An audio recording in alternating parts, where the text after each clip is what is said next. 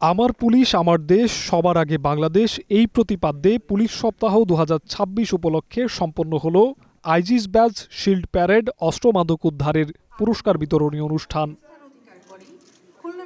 রাজধানীর রাজারবাগ পুলিশ লাইন্সে আয়োজিত এ অনুষ্ঠানে প্রধান অতিথি হিসেবে উপস্থিত ছিলেন পুলিশ মহাপরিদর্শক আলী হোসেন ফকির।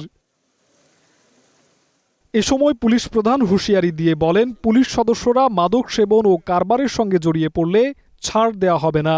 পুলিশ বাহিনীর কোনো সদস্যের বিরুদ্ধে যদি কোনো মাদক সেবন বা ব্যবসার সঙ্গে সম্পৃক্ততার অভিযোগের সত্যতা পাওয়া যায় তাহলে তাকে কোনো ছাড় দেওয়া হবে না। ইতিমধ্যে আপনারা দেখেছেন পুলিশের যে সকল সদস্য মাদকের বিরুদ্ধে সম্পৃক্ত ছিল তাদেরকে আইনের আওতায় আনা হয়েছে। আইজিপি বলেন, পুলিশ পদক নিয়ে বিতর্ক নেই, যাচাই বাছাই চলছে, সময় মতো দেয়া হবে এই পদক। পুরস্কার প্রাপ্তি শুধু একটি স্বীকৃতি নয়, এটি দায়িত্ববোধ, পেশাগত উৎকর্ষ এবং নেতৃত্বের প্রতীক। এই অর্জনগুলো আমাদের আরও দায়িত্বশীল হতে হবে, অনুপ্রাণিত করবে বলে আমি বিশ্বাস করি।